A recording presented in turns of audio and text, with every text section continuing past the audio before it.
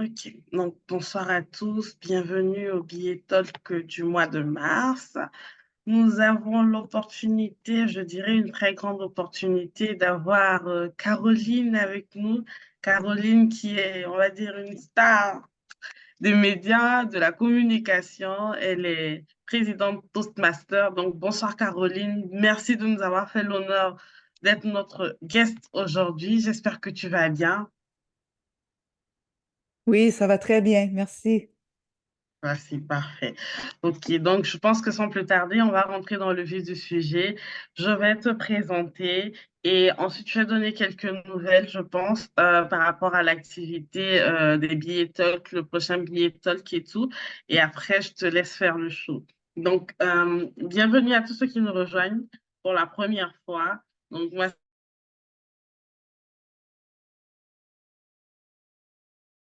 c'est Abidé la présidente de IBA Côte d'Ivoire.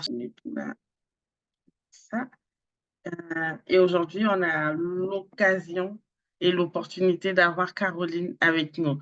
Donc, je m'apprête à lire la bio de Caroline. Donc, Caroline est conseillère senior d'affaires en opération marché financier à la Banque nationale du Canada, la sixième plus importante banque au Canada et la principale de la province du Québec. Caroline possède de 17 années d'expérience professionnelle dans le secteur des services financiers et de la technologie de la fraude. Avant d'occuper ce poste, elle a occupé plusieurs fonctions chez RBC, se concentrant notamment sur l'automatisation des processus grâce à la robotique et à l'intelligence artificielle. Caroline a également travaillé aux États-Unis chez United Way of Tucson et Southern Arizona, où elle s'est consacrée au développement communautaire pendant quelques années. Caroline est certifiée Scrum Master, Lean Practitioner et titulaire de 2 baccalauréats en mathématiques actuarielles et en études de communication à l'Université Concordia à Montréal. Elle redonne à la communauté en tant que directrice de secteur Toastmaster pour la région de Toronto au Canada. Donc, bienvenue Caroline encore une fois. Merci d'avoir voulu partager en fait ce thème-là qui nous passionne tous et dont on a hâte. Donc, je pense que je vais te laisser partager ton écran et je donnerai les nouvelles à la fin. Je pense qu'on va faire plus simple comme ça. Donc, Caroline, j'arrête le partage et je te laisse faire le show. Merci Caroline. Merci beaucoup.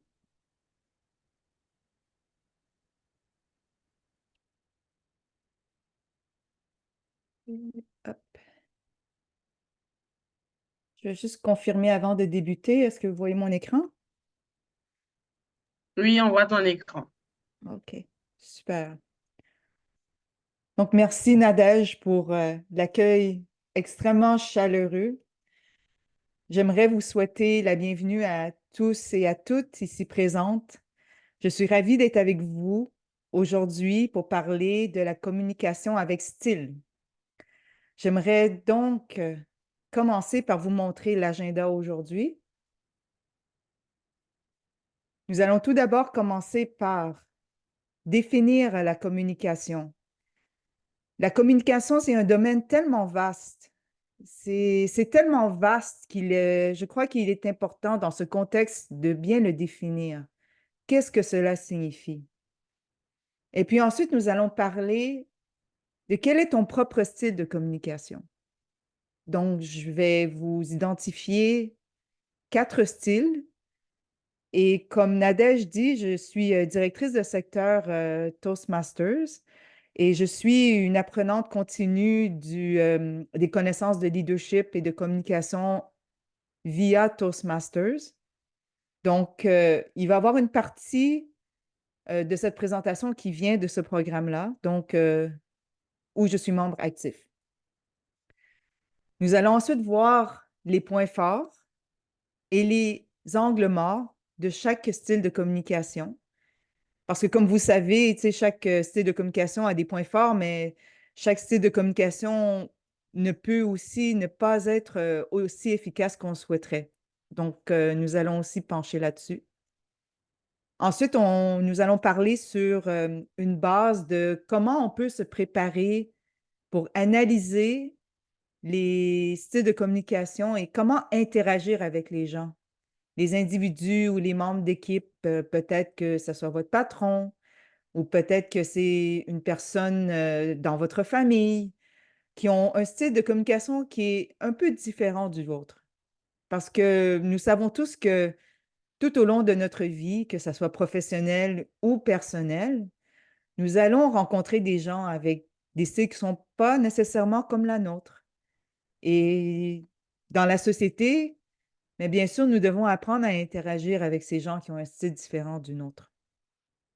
Et finalement, nous allons aussi apprendre comment évaluer rapidement le style de quelqu'un, que ce soit une nouvelle connaissance ou quelqu'un que nous n'avons pas eu le temps nécessairement là, de passer du temps avec eux pour les connaître, mais que nous devons travailler avec eux. Parce que c'est important de savoir comment ils communiquent afin que vous puissiez être plus efficace. Donc, je pense donc dans cette séance qui porte sur la communication, Nadège a fait une très belle introduction de moi-même, mais je vais quand même refaire un survol rapide de qui je suis. Je vais parler un peu de moi. Donc, j'ai 18 ans d'expérience en technologie de la fraude et opération, et plus récemment dans le marché financier. Ça fait 1 an, presque 2 ans que je travaille dans le domaine du marché financier.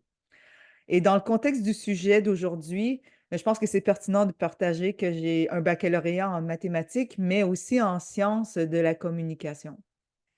J'ai plusieurs certificats professionnels et récemment, je suis devenue aussi une apprenante de diversité et inclusion. Donc, c'est un sujet là, qui m'est tombé un peu par hasard là, dans mon développement de leadership. Et puis, le sujet de diversité et inclusion, ben, c'est vraiment un sujet très populaire ces temps-ci dans les médias sociaux, dans les corporations, les organismes de travail.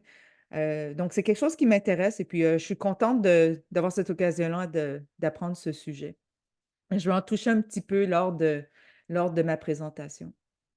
Comme Nadège dit, ben, je suis un Toastmasters membre actif. Récemment, j'ai été appointée directrice de secteur d'un secteur dans Toronto dans ma première année et puis ça se passe bien. Tu sais, je m'occupe de 4 clubs et puis ils vont très bien. Je suis très contente de faire leur connaissance. Et aussi, je trouvais Bravo. aussi... Oui? Non, je dis bravo. Ah! C'est mignon, ben merci. Mais à la partie sucrée là, de mon profil. Là. Je pense, dans mes recherches de Côte d'Ivoire, j'ai découvert que la Côte d'Ivoire, c'est comme un producteur principal de cacao. Et je voulais juste partager avec vous qu'en 2001, durant le COVID, ben, j'avais décidé de faire une certification pour devenir chocolatière. Donc, vu que j'avais le temps de rester à la maison durant le COVID. J'avais pas besoin de conduire. Ben, j'avais trouvé quelques heures ici et là pour me certifier en chocolat. Fait que je fais pas là, comme les palettes de chocolat qu'on voit dans les dépanneurs. Là. C'est vraiment les petits morceaux là, de chocolat croquants là, que tu sais, on donne en cadeau et tout ça. Là. Fait que j'ai fait un peu ça. C'était vraiment amusant. Fait que je voulais partager ça, une partie personnelle de mon côté avec vous. Bah, merci pour le privilège, hein. Ah! Peut-être un jour, je vais pouvoir visiter la Côte d'Ivoire, on ne sait jamais, là. Bah, on t'attend avec plaisir. Donc, nous allons commencer avec la première question de ma présentation qui est: qu'est-ce que la communication? Comme j'ai mentionné à tous, c'est un sujet très vaste et il représente une grande partie de tout ce que nous faisons. Il existe de multiples définitions de la communication, mais celle-ci que je vais vous présenter, je trouve que ça résume le plus qu'est-ce que c'est et ça représente comment que moi je le vois. Pour moi, la communication, c'est un processus fondamental dans nos interactions quotidiennes pour atteindre une compréhension mutuelle entre êtres humains. Pour moi, la communication consiste à essayer de créer une compréhension partagée d'un message. Et vous remarquerez que je dis essayer. Parce que créer une compréhension partagée, c'est que nous souhaitons obtenir une réaction d'un message que nous envoyons à quelqu'un comme nous le prévoyons, et ce n'est qu'une tentative.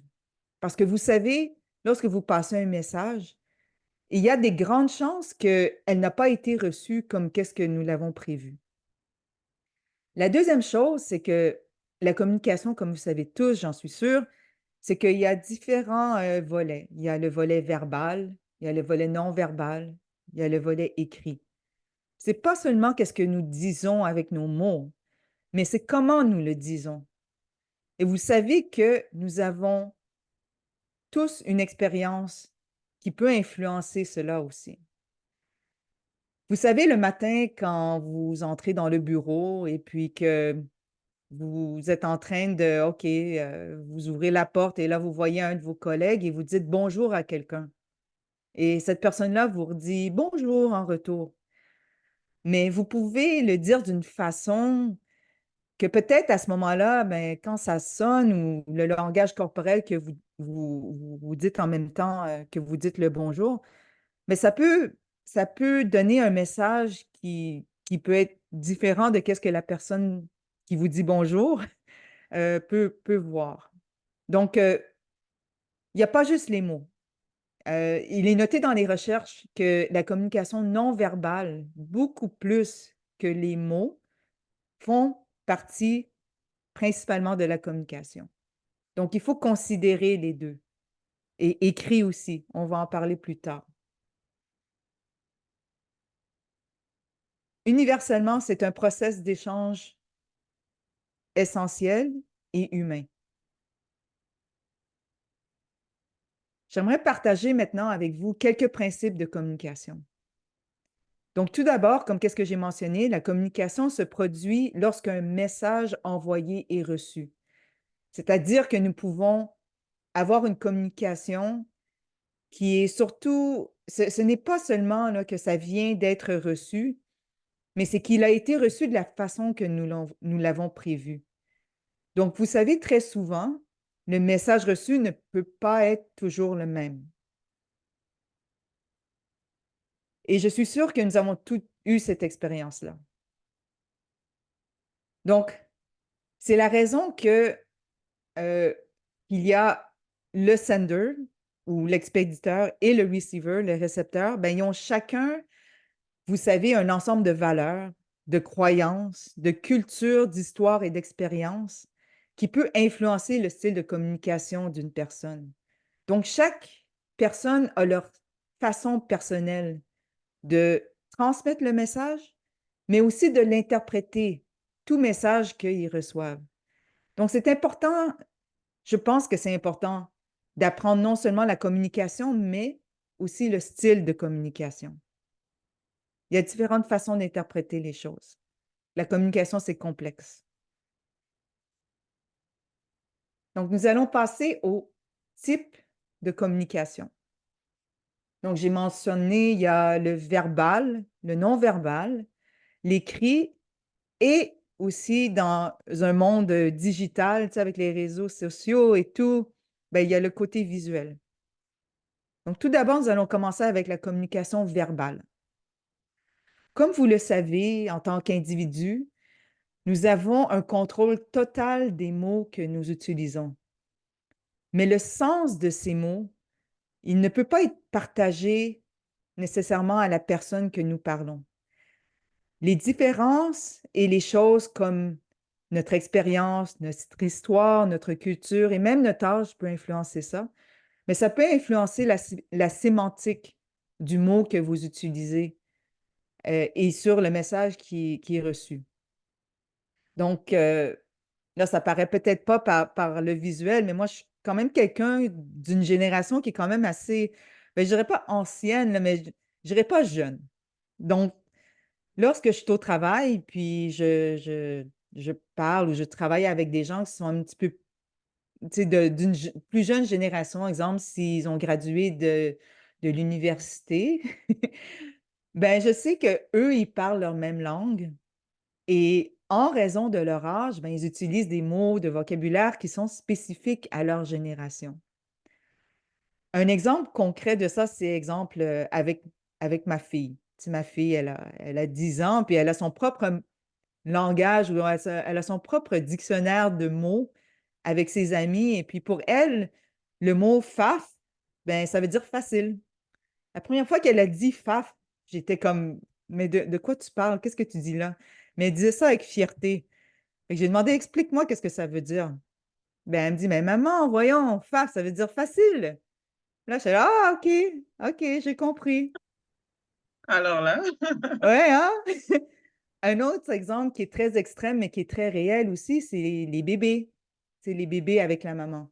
Les bébés, ben, eux autres, ils ont un langage quand ils jouent dans les parcs entre eux avec tous les autres enfants, ben, tu sais, ils ont comme une façon, une politique de communication que, tu sais, sans utiliser des mots de vocabulaire, ils sont capables d'interagir et puis ils s'entendent bien et tout. Mais les mamans et papas, ben, ils comprennent rien. Fait que ça, c'est un exemple là, de comment il y a une diversité là, dans le verbal. Fait que ça rend la communication, oui, complexe, mais je trouve ça intéressant à y réfléchir. Deuxièmement, le type de communication non verbale. Là, je ne parle pas de physique, là. Là, je parle de qu'est-ce qui accompagne le mot. Donc, le rythme, le ton, la voix, tu sais, la voix, l'intensité. Il y a des gens qui sont aussi des spécialistes dans l'ironie ou le sarcasme lorsqu'ils parlent. Ça, c'est des expertises que moi, j'ai pas, là, mais il y en a qui sont très habiles là-dedans. Et puis, tous ces aspects-là du non-verbal, ben, c'est clair que ça influence notre façon de transmettre notre message. Donc, ces indices verbaux, si on est capable de les maîtriser ou si on a une bonne prise de connaissance de ça, ben, ça peut nous aider à transmettre un meilleur message. Ça peut rendre ça plus efficace lorsqu'on accompagne ça avec le mot. Mais à l'opposé aussi, le non-verbal, tu sais, si on utilise le sarcasme ou l'ironie, par exemple, mais ça peut créer un décalage dans les messages de communication que nous transmettons aux autres. Donc, parler, selon moi, c'est vraiment un art. Le troisième type que j'aimerais vous présenter ici, c'est le visuel. Donc, ici, là, je parle du physique. Je vais utiliser un exemple très simple, c'est lorsqu'on serre la main de quelqu'un. Quand on serre la main de quelqu'un, ben, tout dépendant de qui nous sommes, ben, on va serrer la main, là, c'est tout dépendant de la force que vous allez mettre dans votre main ou le contexte, mais ça va donner un sens unique aux autres. Donc, tout notre langage corporel, un exemple, c'est serrer la main, mais ça peut être quoi que ce soit. Ça peut être un clin d'œil, ça peut être, tu sais, dire bonjour, quelque chose comme ça. Ben, tout dépendant de votre culture ou comment que vous vous sentez durant cette journée-là, ben, ça peut prendre une signification totalement unique. Toutes les expressions faciales. Fait qu'encore une fois, les clins d'œil, les sourires. Tout ça, là, c'est des choses qui peuvent rehausser votre message. Vous pouvez utiliser ça pour complimenter les mots. Enfin, on va parler de la communication écrite. Et ici, la communication écrite, je pense que c'est important quand même d'en parler un peu parce que en tant que business analyst ou même entrepreneur ou même dans la vie personnelle, on communique beaucoup avec l'écrit, que ce soit dans le Slack, dans LinkedIn, les courriels. Il y a un niveau qui est écrit qui est quand même prend une grande partie là, de notre façon de communiquer avec les autres. Donc, c'est important là, qu'on comprend et on prend conscience de lorsqu'on utilise des mots et la façon qu'on on fait nos phrases, par exemple, bien, ça peut influencer le message. C'est tout dépendant là, de comment que une phrase peut être écrite. Si on a juste l'écrit, de temps en temps, mais ça peut arriver là, qu'on fait juste lire le texte, puis là, on est là, oh, cette personne-là a une mauvaise journée, quand ça peut être totalement faux, là, tu sais, juste par les mots. Des fois, on a besoin de plus d'informations pour comprendre qu'est-ce que ça veut dire, qu'est-ce que la personne a écrit là, dans Slack. C'est peut-être qu'il y a pas cette personne-là n'est pas désagréable, c'est juste que nous autres, on a une mauvaise interprétation de qu'est-ce qui est écrit. Donc, pour aider avec ça, puis là, l'objectif de cette présentation, c'est pas d'aller en détail, mais je vous donne certains éléments que vous pouvez regarder. C'est la structure, la précision, la concision des mots qu'on utilise dans une phrase. Bien, ça peut tout être utilisé pour eux aussi, votre discours. Donc, une communication efficace, surtout pour les business analysts, c'est la clé principale pour tout succès dans une organisation. Parce que si la communication, elle n'est pas claire et convaincante entre les gestionnaires, les employés et puis les parties prenantes, bien, les objectifs ne se retrouveront pas nécessairement dans votre portée. Et ça va être un petit peu plus complexe de les atteindre. Si votre organisation s'efforce à s'assurer un bon leadership qui focus à faire une stratégie cohérente liée à la communication, vous allez voir la différence dans ces organisations-là. Vous allez voir que les projets sont plus fluides, les employés ils se parlent entre eux en transparence et tout ça. Donc, en termes de communication, au niveau de l'organisation, ben, l'organisation peut quand même jouer un rôle là-dessus. Et puis, ça peut créer un impact positif sur les participants dans une organisation. Donc, vous vous demandez peut-être, pourquoi êtes-vous ici? Je sais qu'il y a des gens là, que c'est minuit là, dans leur pays. Alors, mais qu'est-ce que je fais ici avec Caroline? Pourquoi que je m'intéresse à ce sujet? Eh bien, c'est parce que la communication, puis je dirais plus la mauvaise communication, mesdames et messieurs, c'est la raison principale pour laquelle les relations échouent. Et peut-être que certains d'entre nous portent, je dirais, des cicatrices personnelles suite à une relation qui a échoué, que ce soit en affaires ou personnel. Et puis là, ça nous impacte dans notre façon de transmettre nos messages. Fait que c'est aussi une des raisons pourquoi que le rendement au travail n'est peut-être pas où est-ce qu'elle devrait l'être à cause de la mauvaise communication. Ça se peut aussi que les niveaux de performance au travail ne soient pas atteints. Ça peut aussi créer des pertes de vente. Et finalement, au niveau du service à la clientèle, mais ça se peut que les besoins ne sont pas répondus. Tout ça à cause de la mauvaise communication. Des millions et des millions de dollars de perdus. Donc, comme l'affirme l'éminent expert en gestion Peter Drucker, je voulais partager avec vous une citation là, qui me parle beaucoup. Dès que vous montez un échelon à partir du bas, votre efficacité dépend de votre capacité à atteindre les autres par la parole et l'écrit. Notre succès dépend vraiment de notre efficacité de communiquer. Une autre citation que j'aime bien, qui est dite par Paul J. Myers, la communication, le lien humain est la clé de la réussite personnelle et professionnelle. Et c'est plus qu'un simple échange d'informations. Est-ce que vous êtes d'accord avec moi? La communication interrelationnelle crée une communication partagée. Et des compétences en communication efficace, je dirais non seulement que c'est important, mais c'est crucial pour la réussite professionnelle, car aucun d'entre nous va travailler de manière isolée. Et même si on veut qu'on soit isolé, bien, à un certain point, il va falloir communiquer avec quelqu'un.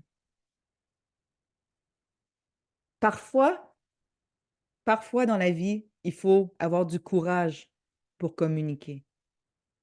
Et ça, je suis la première à interpeller ça parce que moi, je suis une introvertie.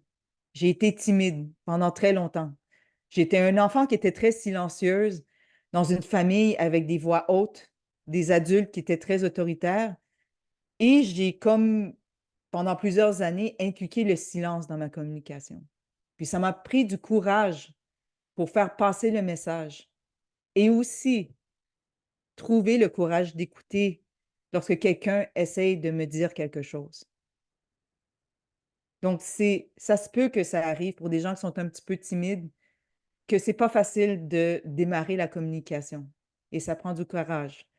Mais une fois que vous avez les bonnes ressources, les bons outils, en espérant que vous allez recevoir ça dans mes présentations, mais ça va vous donner les bons outils pour faire la première étape. Alors, ma prochaine question dans ma présentation est, qu'est-ce que le style de communication? Je Tout pense que d'abord, c'est le vif du sujet. Et donc, on te laisse nous faire comprendre c'est quoi les styles de communication. oui, tout à fait. Et il y en a plusieurs. Fait que c'est ça qui est intéressant, là. Euh, nous allons aborder les différents styles de communication, puis après, on va faire un petit exercice ensemble. Donc, portez quand même une bonne attention là, sur le contenu que je vais vous partager là, sur les différents styles. Donc, le style de communication, par définition, c'est comment les personnes agissent lorsqu'ils font les choses à leur manière. C'est la façon dont nous sommes au plus naturel. C'est un comportement qui est prévisible et typique et ça fait partie de notre personnalité. Donc, par exemple, si vous connaissez quelqu'un qui est friendly, amical, mais cette personne-là, elle va toujours comme être amicale. S'il y a une journée là où est-ce que il ou elle n'est pas là comme dans sa prévisibilité, tu sais, dans sa personnalité, ben on va savoir, ah, il y a quelque chose qui ne va pas bien, là. Tu sais, les gens vont le remarquer. Je reviens encore à ma fille, mais vous allez voir, j'aime beaucoup ma grande fille, là. Elle m'apprend beaucoup sur la communication, mais ma fille, quand elle était à la garderie, l'éducatrice a appris à la connaître. Et puis, quand ça allait pas bien avec ma fille, là, c'est une journée où est-ce qu'elle ne dansait pas. Fait qu'elle, là, durant l'après-midi, il y avait tout le temps une période là, dans l'après-midi où est-ce que, tu sais, elle dansait, puis elle avait le gros sourire et tout ça. Puis quand il y a une journée qu'elle faisait pas ça, ben, oh, là, soit elle a attrapé un virus ou, tu sais, elle était malade. Elle manquait son énergie. Fait que ça, c'était comme sa façon d'être. Tu sais, avec ou sans musique, là, elle dansait. Fait que ça, c'est un exemple pour montrer là, que le style de communication, c'est vraiment quelque chose de propre à nous. Un peu comme un signe zodiaque, si on peut dire. OK. Ici, je vais vous demander de faire quelque chose. C'est prenez soit un papier, un crayon ou tu sais, prenez un petit notebook digital. Et pour le moment, j'aimerais que vous pensiez à une personne ou deux qui sont importants pour vous dans votre vie, que ça soit dans votre vie personnelle ou professionnelle. Écrivez-le dans vos notes pour plus tard. Ça peut être quelqu'un au travail, ça peut être quelqu'un dans votre famille. Si vous avez un enfant adolescent, ben là, ça peut être une personne comme ça, un collègue.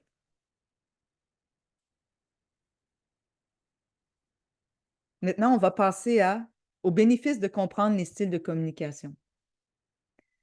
Alors, un, ça améliore les relations avec les autres. Deux, ça aide à interpréter le comportement des autres. Trois, ça aide à comprendre son propre comportement. Et quatre, final, ça fait une influence positive sur le succès, sur votre réussite. Aujourd'hui, je vais vous décrire 4 styles de communication. Puis là, ben, pour ceux qui savent, ben, je vais utiliser le modèle Toastmasters parce que moi, je suis une personne très loyale au style de communication de Toastmasters parce que ça fait 3 ans là, que je navigue là-dedans. Et je trouve que c'est la façon la plus simplifiée pour pouvoir réfléchir sur c'est quoi les styles de communication. Tu sais, il y a des modèles qui en ont plus et tout, mais moi, je trouve que celui-ci, c'est un des plus straightforward, là, les plus intuitifs à comprendre. Donc, il y a direct, initiateur, encourageant et analytique. Tout d'abord, nous avons le style de communication direct. Donc, direct, c'est quand une personne est concentrée, qui est axée sur les résultats, c'est quelqu'un qui est ambitieux.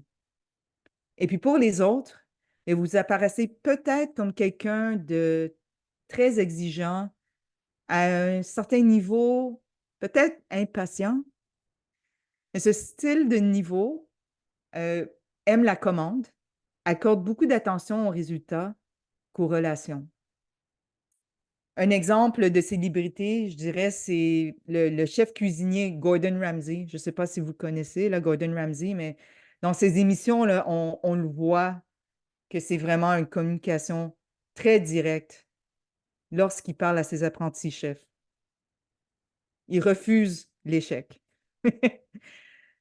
Dans la vie de tous les jours, ben, il y a des professions où est-ce que le discours direct est un petit peu plus doux.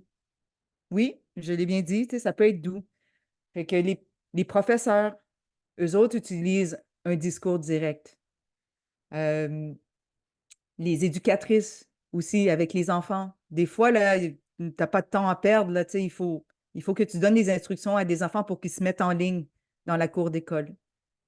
Fait que ça, c'est des exemples de personnes qui sont aussi, euh, qui détiennent une communication directe. Tu sais, c'est pas là c'est pas juste là, comme les managers autoritaires là, dans les bureaux et tout ça, là, c'est tu sais, les policiers, par exemple, ben, eux autres, là, ils ont besoin d'avoir le discours direct pour faire leur métier.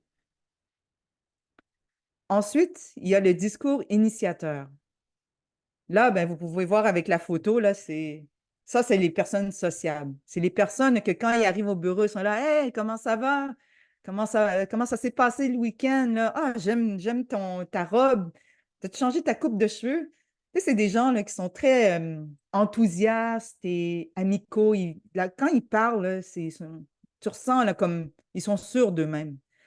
C'est des gens là, que eux autres sont motivés souvent par être acceptés socialement. Tu sais, fait qu'ils vont toujours être souriants, ils vont réagir fortement aux encouragements, puis aux sourires, puis ils préfèrent un environnement stimulant. Fait que quand il n'y en a pas, là, ben, tu sais, ils vont faire du bruit là, tu sais, pour avoir de l'énergie. Fait que ça, c'est un exemple dans la culture nord-américaine d'une célébrité, c'est Ellen DeGeneres. Fait qu'elle, c'est un talk show host américain. Puis si vous avez la chance là, de voir, même sur YouTube, je pense qu'on peut voir, là, mais c'est quelqu'un de très charismatique. Puis quand elle rentre sur la scène, là, ben, elle danse. Tu sais, elle danse tout le temps. Elle a un style enjoué. Si elle fait pas ça, ben, on dirait qu'elle a l'air à s'ennuyer. Fait que ça, là, c'est des indicateurs d'un communicateur initiateur. Ensuite, le communicateur encourageant. Donc, cette personne-là, il y a un style qui est calme, qui est stable, qui est accessible. C'est des gens là, que lorsqu'on les entend parler, ben, ils ont tu sais, là, cette allure là, de fiabilité, de loyauté.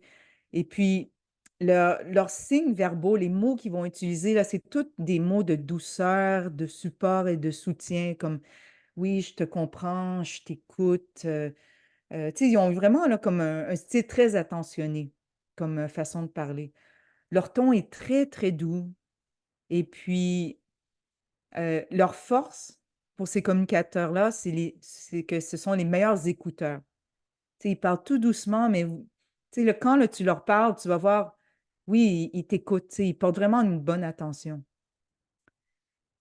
Pour ces gens-là aussi, selon les recherches, qu'est-ce qui est intéressant, là, puis j'ai trouvé dans mes notes, là, c'est que si jamais vous allez à un bureau, leur bureau de travail, et puis, tu sais, ils ont un bureau assigné, bien, vous allez probablement voir des photos de famille, des photos d'animaux, tu sais, des trucs très humains là, sur leur espace, mais vous allez apprendre beaucoup d'eux dans une courte période de temps. Tu sais, ils veulent vous faire sentir vraiment à l'aise et confortable.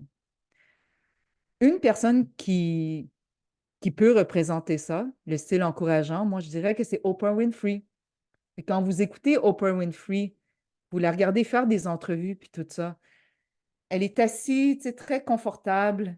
On voit que ses yeux là sont portés sur la personne qu'elle a entrevue. Elle fait des mots très doux. Fait que ça, là, c'est vraiment un exemple. Si jamais vous voulez savoir c'est quoi un style encourageant, là, ben, Oprah Winfrey, là, c'est un bon exemple. Finalement, la quatrième, c'est analytique. Mais là, vous vous dites, tu sais, peut-être à cause que vous êtes business analyst, peut-être que vous êtes plus analytique, mais c'est possible qu'un business analyst ait les autres styles aussi dont j'ai parlé avant. D'accord? Fait que le Si, style si, on analytique, comprend. on peut être plusieurs styles. Donc, ici, là, ça va de soi. C'est des gens qui sont très logiques, très analytiques. Ils aiment la précision. Ils utilisent un langage très précis, là. Il n'y a pas il y a pas de trucs vagues là, avec ces personnes-là. Et puis, ce qui est intéressant, c'est qu'ils utilisent un langage précis, mais aussi ils utilisent le moins de mots possible parce que c'est des analytiques. C'est des gens qui sont très bons pour euh, faire l'écoute, faire l'analyse visuelle. Fait qu'ils ont tendance à être silencieux. Mais ça ne veut pas dire là, que ce n'est pas des communicateurs. C'est juste qu'ils prennent plus de pauses que les autres styles dont j'ai mentionné avant. Donc, si vous n'utilisez pas un discours qui est très élaboré, puis que les gens ils vous disent, vous êtes straight to the point, c'est clair qu'est-ce que vous dites, ben vous êtes probablement quelqu'un avec un style analytique. Un exemple parfait de ça, c'est le célèbre investisseur Warren Buffett. Fait que Warren Buffett, ben lui, quand on l'écoute parler, ben il parle la plupart du temps de chiffres. C'est son style de communication analytique permet d'analyser les entreprises puis les marchés financiers. Sa façon de parler, là, c'est vraiment avec précision et perspicacité, puis ça communique vraiment le message lorsqu'il parle de ces sujets-là. Donc, est-ce que tout le monde est OK jusqu'à présent? Parce que je vais vous donner un exercice à faire. D'accord. Donc, je dirais pour le moment, on a suivi et on a pris des notes. Donc, on peut continuer. J'espère que c'est le cas pour tout le monde, hein. OK. Et que je Oui, vais... c'est bon. J'aimerais faire un sondage avec vous. Puis là, je vais aller dans le chat.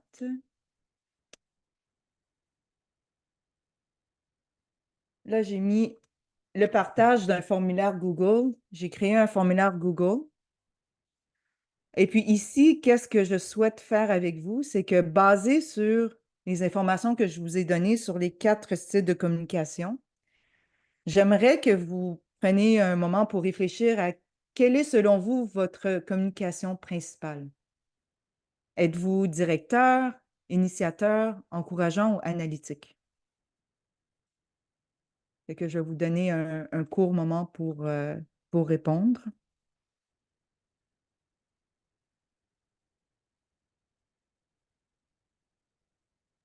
Je viens de répondre. J'espère que c'est le cas pour les autres.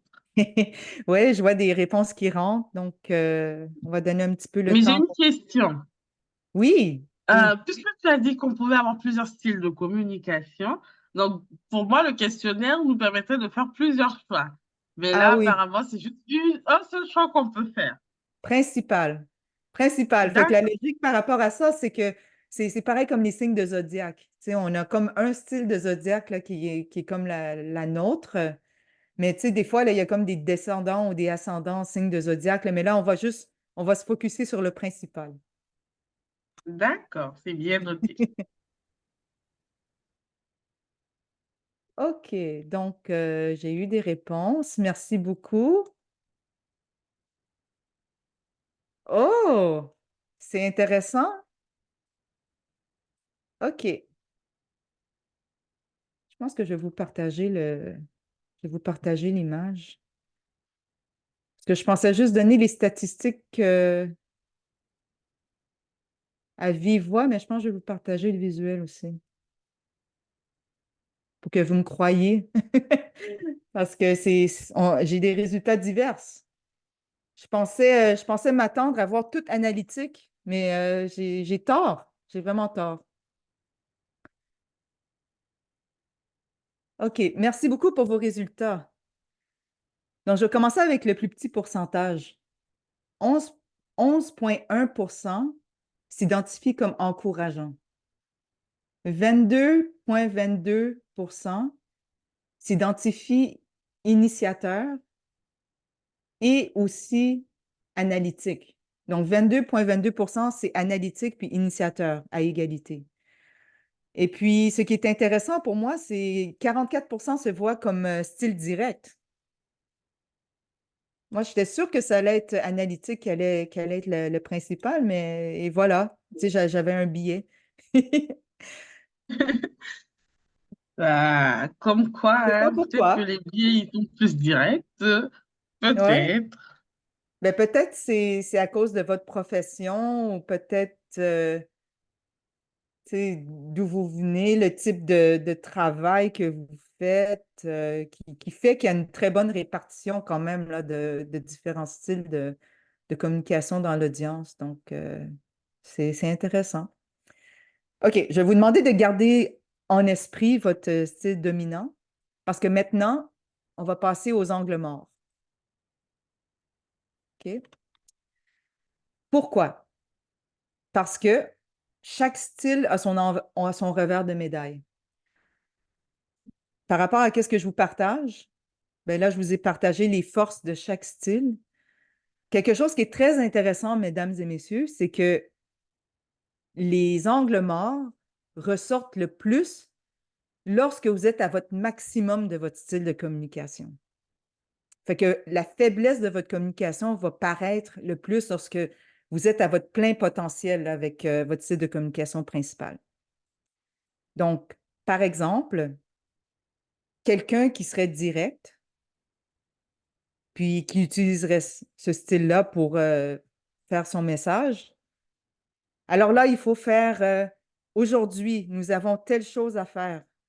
Euh, ben là, c'est là où est-ce qu'on voit que son niveau d'écoute, son angle mort est aussi le plus faible. Parce que par le ton de sa voix et tout ça, ben on le sait à 100% que cette personne-là n'est pas en mode écoute, là. Il n'est pas en mode écoute. Donc, c'est quelque chose qu'il faut prendre connaissance puis faire attention lorsque on fait le choix là, d'utiliser notre style de communication principal pour vraiment là, rehausser un message. Parce que c'est pas parce qu'on l'utilise au maximum que ça va nécessairement, là, ça va nécessairement être la bonne balance des choses lorsque vous communiquez quelque chose. Plus vous êtes conscient de vos angles morts, mais plus ça va vous aider à équilibrer les différentes techniques de communication. C'est pas parce que vous connaissez, vous avez les forces puis vous utilisez juste les forces que ça va faire que le message va être à 100% efficace dans un scénario particulier. Donc, je vous partage ici les angles morts pour chaque style. Et là, c'est vraiment là, les angles morts principaux juste pour vous, comment dire, vous donner une piste de réflexion.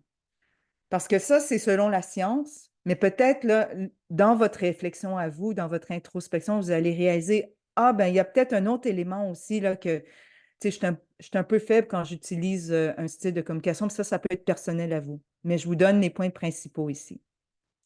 Donc, pour le style direct, comme je mentionne, ben, qu'est-ce qui ressort le plus comme angle mort? C'est le niveau d'écoute qui est pauvre. Du côté initiateur, ben, cette personne qui est tu sais, très enthousiaste, très enjouée, ben, a aussi tendance à exagérer. Fait que si cette personne-là dit, ah, ben, tu sais, j'ai fait la tentative là, sur ce test 1 million de fois, ben, on sait très bien que c'est pas 1 million de fois, mais peut-être la personne l'a peut-être fait 2, 3 fois, là. Fait que, tu sais, dans les mots, des fois, qu'ils utilisent, mais ils ont tendance à exagérer. Ça, c'est un angle mort pour initiateur. Un angle mort pour les gens qui sont encourageants, c'est que eux autres communiquent avec des longues conversations. Fait que dans des scénarios où est-ce que tu as besoin d'avoir un message passé rapidement, tout de suite maintenant, ben le style encourageant là, peut potentiellement pas être la meilleure façon. Parce que ces gens-là, tu sais, ils vont être assis quand ils parlent, tu sais, ils vont prendre le temps d'écouter et tout ça. Donc, tu sais, pour eux autres, là, le temps, c'est vraiment leur trésor comparé aux autres styles. Et finalement, ben, analytique, c'est quelqu'un qui focus beaucoup sur les détails. Fait que dans ce sens, c'est pas nécessairement là, comme un défaut, mais dans le contexte de la communication, quelqu'un qui focus sur les détails peut manquer certains éléments pour communiquer leur message. Fait que s'ils se concentrent sur une information, ben, c'est clair qu'ils ne sont pas en train de parler. Tu sais, fait que les gens, des fois, ben, ils vont se demander, mais qu'est-ce que cette personne-là veut dire? Ou ils vont être là, ben, je peux pas lire, je peux pas lire là, dans ta tête, là, tu sais, on n'est pas, je suis pas une personne de fortune. Est-ce que tu peux nous donner plus d'informations? Fait que ça, c'est comme des indicateurs là, que tu sais, la personne est tellement analytique qu'ils oublient des fois de communiquer qu'est-ce qu'ils ont appris à l'intérieur de leur tête aux autres. OK. Donc, en résumé, chaque style, ben, évidemment, ils ont leurs enjeux. Et nous, en tant que communicateurs, ben, nous devons être conscients de ça et de savoir quel est notre style et savoir quels pourraient être les enjeux compte tenu de notre propre style de communication personnelle. OK? Maintenant, on va passer, on a terminé le côté individuel perso, on va passer par le style de communication des autres. Pourquoi est-ce important? C'est que, comme j'ai mentionné auparavant, la réalité, c'est qu'il est fort probable que votre patron, vos proches, vos collègues de travail, ils vont avoir un style différent du vôtre.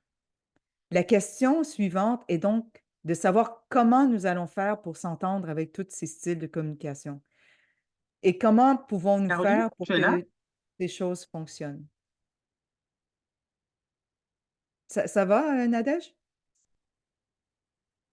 Oui, je suis là, je suis là. Ah, OK, c'est bon.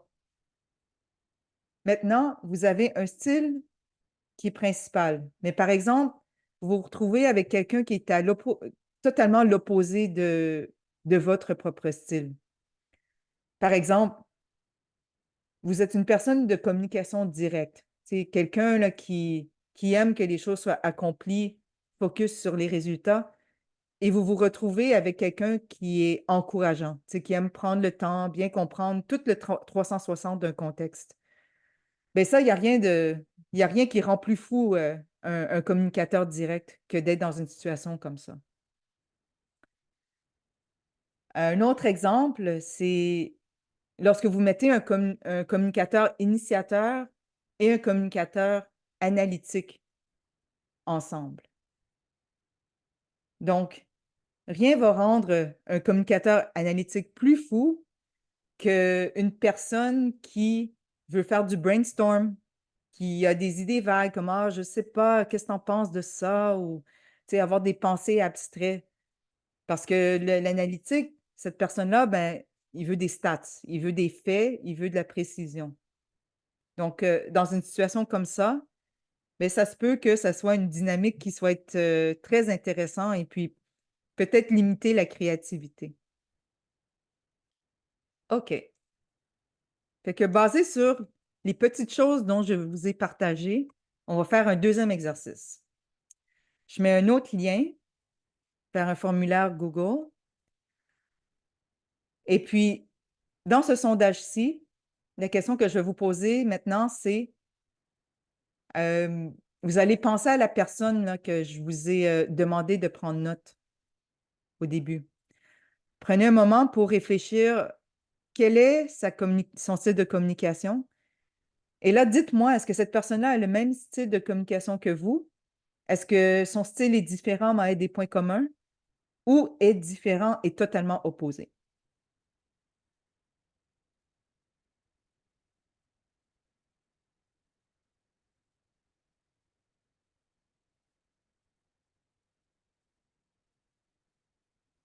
Je pense que je vais être surprise comme avec le premier sondage.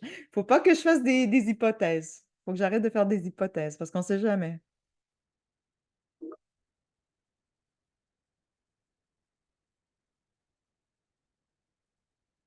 OK.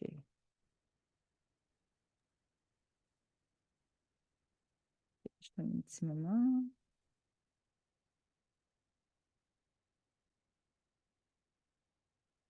OK. C'est aussi divers que le premier. Je vais partager dans le chat.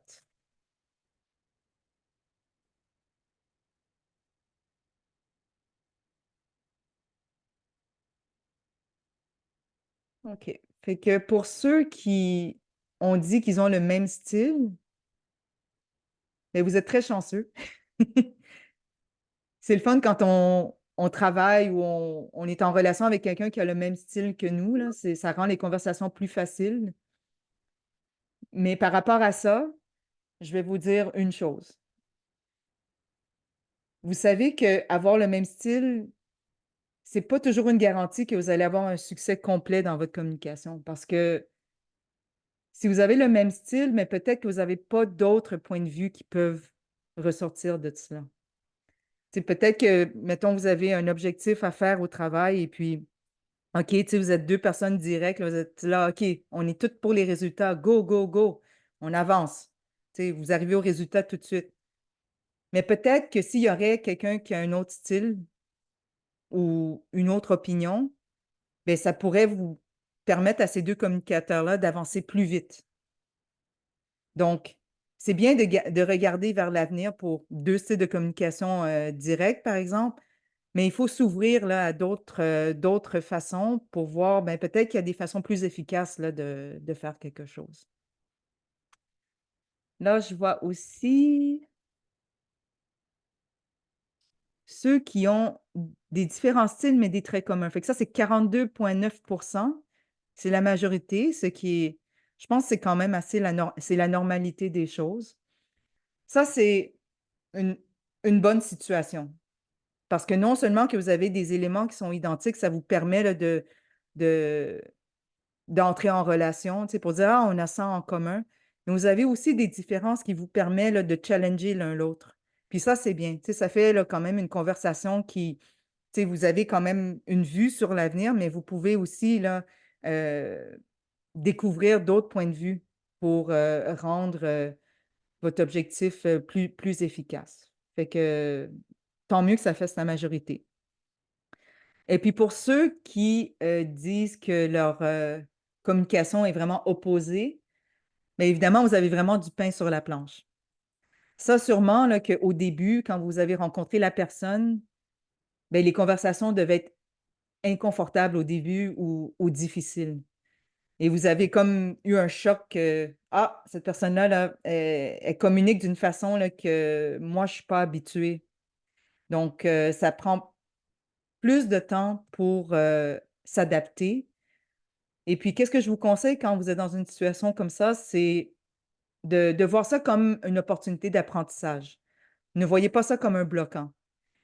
Voyez ça comme une opportunité pour pratiquer votre façon de vous adapter à l'autre, puis un peu de dépersonnaliser la situation parce que c'est le style d'une personne, c'est vraiment quelque chose de personnel à une personne.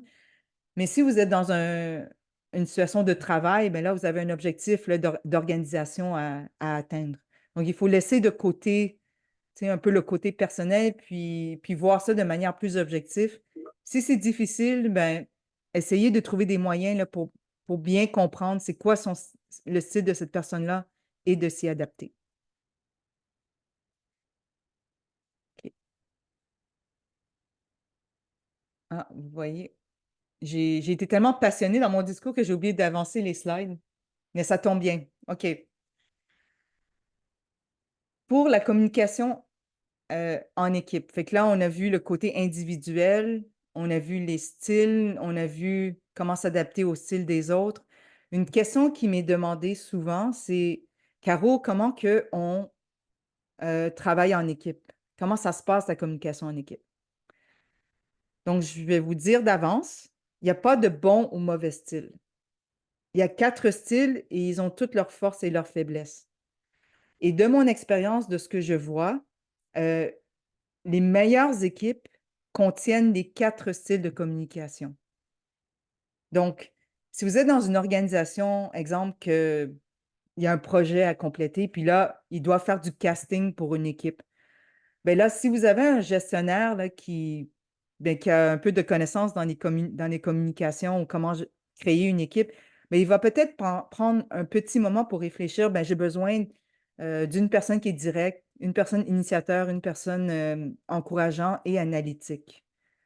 Pourquoi? Parce que ça va donner une vue 360 sur un projet. Et puis peut-être qu'on voit ça là, comme un bloquant ou peut-être que les choses prennent plus de temps. Mais au final, pour la valeur qui est donnée à un projet, mais avoir ces 4 personnalités-là ensemble, qui travaillent ensemble, bien, ça va donner des conversations plus enrichissantes. Fait que moi, c'est ça que j'ai vu. Puis honnêtement, c'était un apprentissage pour moi quand j'ai découvert ça, parce que moi, je pensais que si on trouve tout le monde là, qui a la même façon de penser, bien, le projet va être, oui, plus efficace, là, mais des fois, on peut manquer des choses. Donc, avoir un casting qui est divers dans une équipe avec différents styles, là, c'est là la formule qui est gagnante. Donc, dans ce contexte-là, qu'est-ce qui est le plus important? C'est la force de l'adaptation. Donc, en tant que communicateur et en tant que business analyst, bien, il faut mettre à l'avant nos capacités d'adaptation parce que c'est ça qui va donner la force au projet. Et ça va aussi donner la force à votre individualité dans cette équipe. Pourquoi que j'ai mis une image d'un poisson? Peut-être pourquoi, là.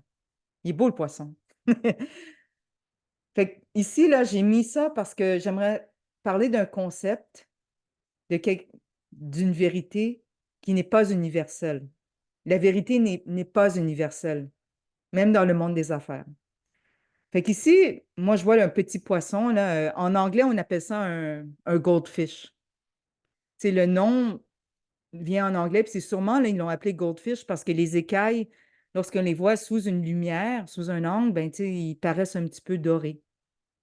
Pourtant, le terme en français, c'est poisson rouge. Mais pourquoi qu'on appelle ça poisson rouge en français? Mais là, moi, je peux réfléchir, je me dis, ben, peut-être qu'ils regardent les écailles d'un autre angle. Et puis, ben, de cet angle-là, ils voient que l'écaille est rouge. Ce qui est intéressant, c'est dans la culture vietnamienne. Tu sais, moi, je suis vietnamienne. Un poisson comme celui-ci, on appelle ça un ca tao. Ca tao. Tao, ça veut dire chinois. Poisson chinois. Donc, les Vietnamiens, nous, on ignore complètement la notion de la couleur pour définir ce poisson-là. Donc, trois façons d'appeler un même poisson. Vous pouvez imaginer que si dans un monde où est-ce que il y a différentes vues sur un poisson, puis qu'on n'arrive pas à se mettre d'accord, ben c'est quoi les chances d'avoir un consensus sur une vérité, sur des questions qui sont plus complexes, qui sont liées à des problèmes d'affaires ou des histoires partagées, et puis ben, même dans la société pour la guerre. Fait que je pense que c'est important de garder ça en esprit lorsqu'on pense, lorsqu'on communique avec les gens. Cette métaphore-là, ça vient d'une auteure québécoise, ça vient pas de moi, là, j'aimerais bien, mais ça vient d'une auteure québécoise qui s'appelle Kim Thuy. Puis elle considère que c'est important d'essayer de s'adapter et d'adhérer à des vérités qui sont pas nécessairement empiriques, et rester ouvert à des nouvelles connaissances, de s'ouvrir un petit peu, de ne pas rester trop fidèle à qu'est-ce que nous connaissons à prime abord. Euh, Parce que la vérité d'une autre peut être totalement différente là, de celle de la nôtre. Et OK. Caroline, permets-moi de rajouter, je pense que Oui. c'est ce qu'on appelle perspective, hein. Ma perspective n'est peut-être pas ta perspective, et il y a une image qui illustre bien, c'est le 6 et le 9. Il y a souvent une Oui. image qu'on nous montre où la personne, elle voit de son côté, elle voit 6, et l'autre personne, elle voit de son côté 9. Mais la différence, c'est juste l'angle sous lequel les deux ils se positionnent. Donc, merci pour ce rappel-là. Oui, tout à fait. Puis je pense que dans le monde du business analyst, là, le monde des affaires d'analyse, là, c'est pertinent. Tu sais, des fois, là, des fois, quand on n'a pas la réponse, mais peut-être c'est normal parce qu'il y a différents points de vue. Mais c'est à travers la communication, puis à travers, tu sais, poser des questions de différents angles qu'on peut arriver là, à une vérité, si on peut dire, là. Fait que merci pour C'est ce totalement partage. ça. Ben, Oui, merci à toi aussi. tout à fait. Fait que je suis bon dans le temps. Je vais vous partager cet exercice, puis là, après, on va tranquillement aller vers la conclusion. Fait que là, je vais vous demander d'utiliser votre imagination. Vous êtes dans un auditorium, grand auditorium, et il y a plein de personnes. Et puis, d'un côté du mur, vous avez une pancarte, une affiche que c'est écrit la lettre A. Et puis, d'un autre côté, vous avez une pancarte qui s'est écrit B. Il y a un mur avec A, puis l'autre côté avec B. Puis, dans l'auditorium, ben, il y a des gens avec des styles directs, initiateurs, encourageants et analytiques. Qu'est-ce que je vais vous demander de réfléchir, c'est si vous êtes un communicateur direct, quelle façon que vous allez vous arriver de A jusqu'à B? Je vais vous demander d'ouvrir vos micros. Qui veut commencer? Levez la main et puis vous pouvez parler, hein. Si vous êtes un communicateur direct.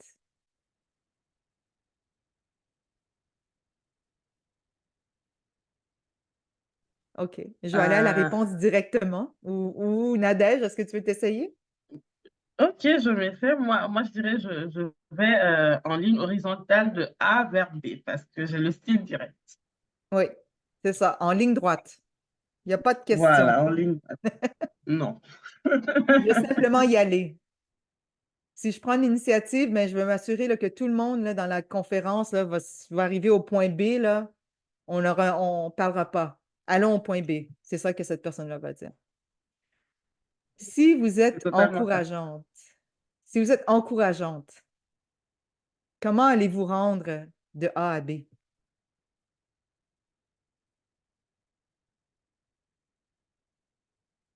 Fait qu'ici, le style encourageant va probablement parler aux gens autour et puis va dire, est-ce qu'il y a des personnes qui veulent se joindre à moi pour se rendre à B? Hey, viens, on y va-tu ensemble? Est-ce que tu peux m'aider à arriver à B? Fait il va peut-être faire des petits détours, tu sais, il va faire tu sais, des petites vagues là, entre le A et le B.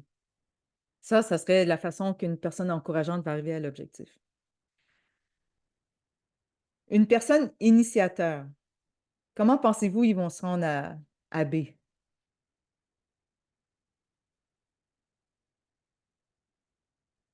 OK? Initiateur, c'est la personne qui est engagée, tu sais, la personne là, qui aime parler.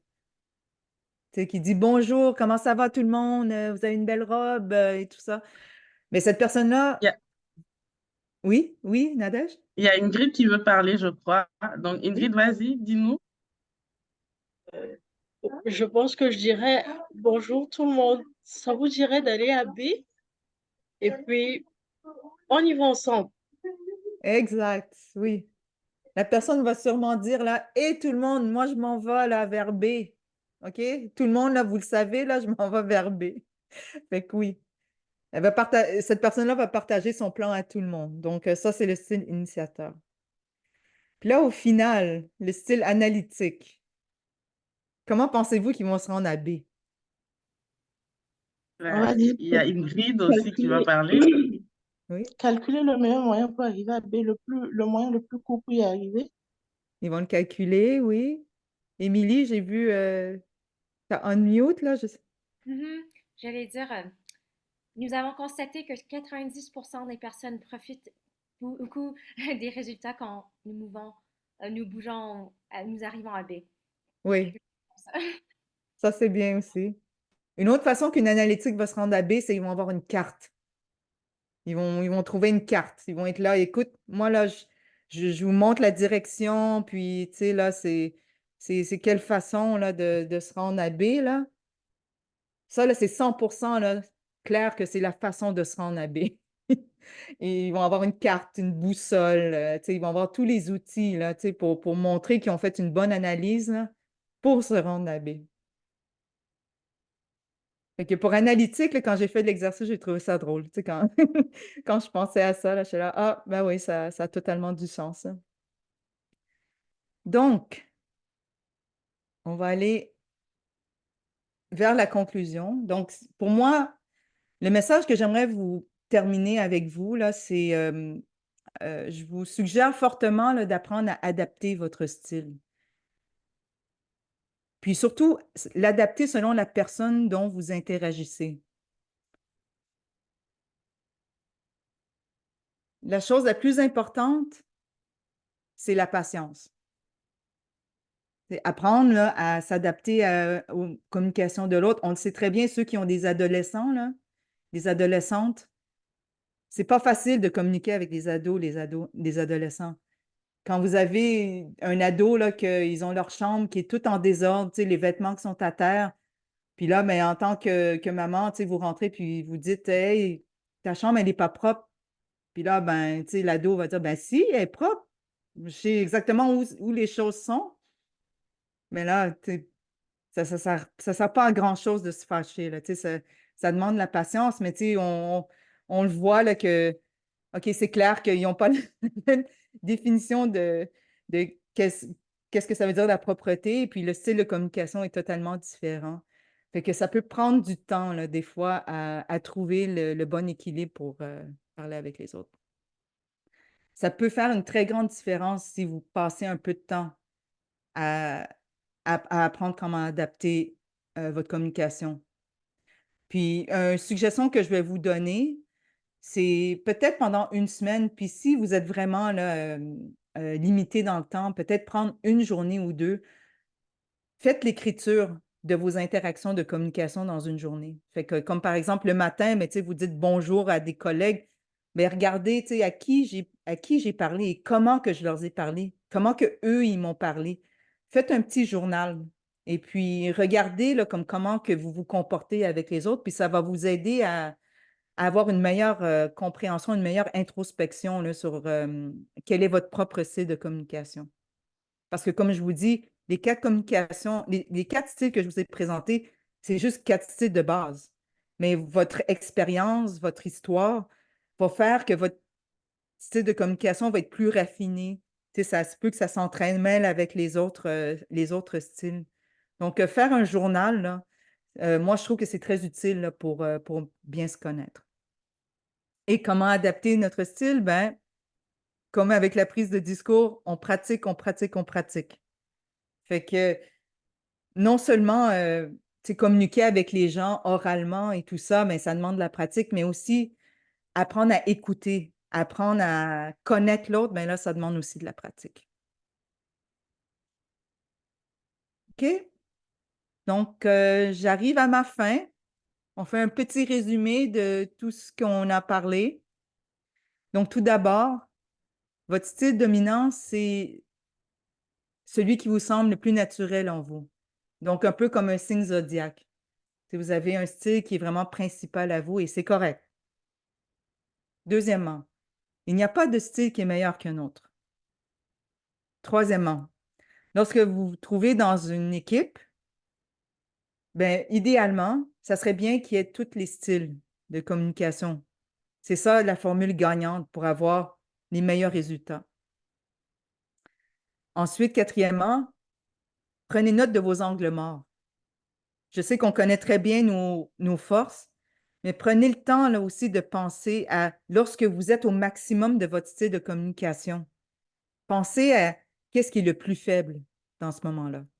Fait que l'exemple le plus simple, quelqu'un de direct, quelqu'un là, qui va directement aux objectifs, mais ne va pas nécessairement prendre le temps d'écouter l'autre lorsqu'ils sont en focus là, d'arriver à l'objectif. Avant-dernier, comme je viens juste de mentionner, vous pouvez toujours adapter vos styles à l'autre. Puis ça va donner des échanges plus enrichissants. Ça, je peux vous le garantir. Et au final, peu importe le style que vous utilisez, mais je vous garantis, vous allez toujours arriver au point B. Fait que n'ayez pas peur d'être qui vous êtes, avec toute votre histoire, votre expérience, votre âge. Montrez votre style de communication, car vous allez toujours arriver au point B. Je vous remercie beaucoup d'être ici. Mais ça, c'est la fin de ma présentation. J'espère que vous avez trouvé des éléments ou des petits trucs, des conseils là, durant cette session. Et puis maintenant, Nadège, ben, si tu me le permets, là, on peut avoir une période de questions, si tu veux, une période de discussion. Bah, merci beaucoup, Caroline. Je pense que euh, on a beaucoup tous appris et nous sommes ouverts aux questions maintenant. Et moi, j'ai une question pour toi, Caroline. Tu nous as fait un sondage, deux sondages, tu as vu nos résultats. Et au vu de la présentation, dis-nous quel est toi ton style de communication? Moi, c'est analytique. C'est clairement analytique parce que euh, j'aime beaucoup regarder les informations, puis je pense que vous le voyez, là, j'ai sorti des sondages durant ma présentation. Si je ne serais pas une analytique, je pense que j'aurais fait une autre activité. Fait que pour moi, je trouve du bonheur à avoir des statistiques et tout, tu sais, de faire de l'interaction avec les gens. Donc, Mhm. je pense même inconsciemment, je ne me suis même pas rendu compte, mais en me posant la question, Nadège, je le vois, là, tu sais, c'est clair que je suis analytique là, par les sondages. Ok, c'est bien noté. Du coup, on est ouvert aux questions. On a encore 15 minutes à peu près pour les questions. Donc, n'hésitez pas à profiter de la présence de Caroline. On l'a pas tous les jours, donc profitez-en.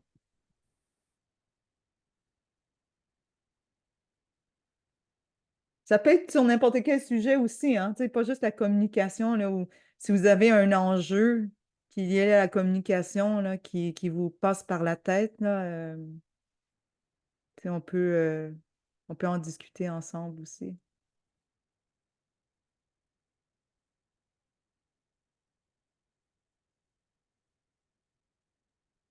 Moi, je prends que le silence, ça veut dire que l'objectif est atteint, là, c'est que j'ai donné les informations, j'ai donné les informations nécessaires, Nadège. C'est ça. Apparemment, en tout cas, Le- la présentation s'est bien passée, tout le monde a compris. Tu as reçu des merci en commentaire, c'est-à-dire que le nécessaire a été fait. Et donc, on retient essentiellement qu'on a quatre styles de communication fondamentaux. En fonction de l'environnement, on doit apprendre à adapter le style de communication et cela demande énormément de patience. Donc, c'est ce que moi j'ai retenu en tout cas dans mes notes. Donc, merci beaucoup, Caroline.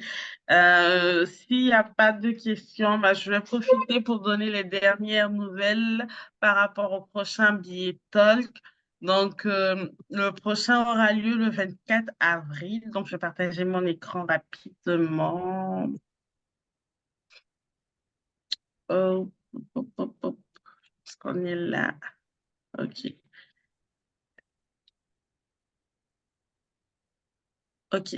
Donc, le prochain billet talk, c'est le 24 avril et le thème, c'est naviguer entre les technologies de l'information et les métiers. Et notre invité, c'est Yann Gabriel Nzi. Voilà l'affiche. Et cet événement aura lieu cette fois-ci pas sur Zoom, mais dans un endroit collab, c'est un espace de travail collaboratif. Et donc, comme notre invité, il est sur place à Abidjan, on a décidé de faire du face-to-face et d'aller à sa rencontre et de discuter. Donc, vous êtes nous invités. Donc, je vais bientôt partager les liens pour vous inscrire. Et donc, n'hésitez pas à participer. Ça sera un moment très intéressant parce qu'en fait, le thème, il peut sembler être intriguant, mais c'est de faire ressortir en fait comment est-ce que on utilise sa casquette on va dire, de technicien pour pouvoir évoluer à des postes de décision en utilisant les techniques de l'information. Donc, tout ce qui est outils informatiques pour pouvoir évoluer de manière verticale dans l'entreprise. Donc, c'est un peu ça l'idée derrière. Donc, venez nombreux participer et je pense que vous allez ressortir très riche, en tout cas, du parcours de notre invité. Yann Gabriel Nzi. Donc, merci à tous. Merci d'avoir participé à ce billet talk. On se donne rendez-vous le 24 avril à Abidjan. Donc, je vous invite tous à venir nous rejoindre et à très bientôt. Merci beaucoup, Nadège, pour l'opportunité et merci beaucoup à Caroline. Avec grand plaisir. Mhm. Allez, au revoir et à très vite. Au revoir, bonne nuit, là. Merci.